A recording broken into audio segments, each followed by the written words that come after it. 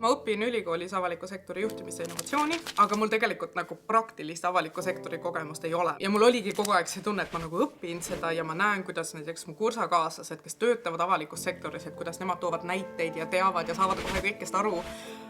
Aga mina ei saa. Ülikooli saab ka õpetada, aga just töö või praktika juures seda õpid ju kõige rohkem. Ma olen väga palju teinud sellist omaalgatuslikku loomet või siis maailma parandamist, nagu me kõik teeme. Et see on tegelikult nagu esimene koht, kus ma tõesti tunnen, et mul on kõik ressursid olemas, mis tegelikult tavaliselt omaalgatusel on esimene probleem. Ja seepärast on meil nii palju inimesi siin töötamas, et igaüks teeb võib-olla sellist väikset ja ka suuremat tööd, et lõppkokkuvõttes meil oleks edukas riik. Uhkustunne lihtsalt, et kui sa teed midagi riigi heaks, kui sa osaled, siis sa tunned, et see on ka nagu sinu kodu ja ei saa öelda, et siin on sinu kodu, kui sa ei tee midagi riigi heaks.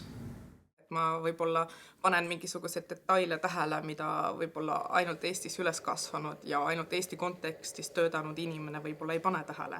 Mul on otse superviisor olemas, praktika juhendaja. Ja nagu kõik on nagu nii sõbralik ja abivalmis. Koostöö on väga mugav ja väga vaba õhkkonnaline ja ma tunnen, et minu arvamus on märkimisväärne või et minu arvamusel on mingisugune kaal. Ma ei teagi, kas ma nüüd nii väga juhendasin, et see oli siuke koos avastamine ja kasvamine. Mina sain Dianat ka väga palju teada, et mõnes mõttes juhendas tema hoopis mind. See on jah selline koostööks ma nimetan. Mis mind ka rõõmustab on see, et minu praktikast on ka Siseministeeriumile kasu. See, et meil siin olid praktikal vene emakeelega noored juristid, andis tegelikult hästi palju. Me saime korda oma vene keelde tõlgitud veebilehe osad. Nad olid väga heaks abiks kontakti leidmisega nendega, kes ehk ennast eesti keeles päris täpselt ei suuda väljendada. Keele mõttes isegi kui see pole perfektne, tuledki tööle, hakkadki samasuguseid sõnu kasutama pidevalt ja nad jäävadki sulle külge. Me oleme juba 90ndate ja 00ndate alguse kriisidest läbi saanud, kus nüüd, olles võõrkeelsena, sa võid tunda ennast heas mõttes erilisena. Meie jaoks oluline, miks me seda programmi üldse tegime, on siis see, et avalikus sektoris oleks rohkem teisest rahvusest inimesi. Eestis on 194 erinevat rahvust esindatud. Aga kui me nüüd vaatame avalikku sektorit ja vaatame ministeeriumeid, siis seal me näeme, et seda mitmekesisust on palju vähem.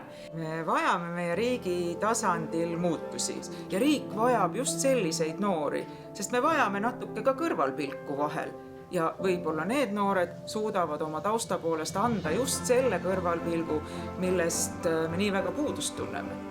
Kui avalik sektor peegeldab seda olukorda, mis on ühiskonnas, siis me teeme ka seda poliitikat paremini, mis on suunatud ühiskonnale. Kindlasti on alati hirm, kui esitad oma kandidatuuri. Mõtledki, et sa ei ole piisavalt pädev.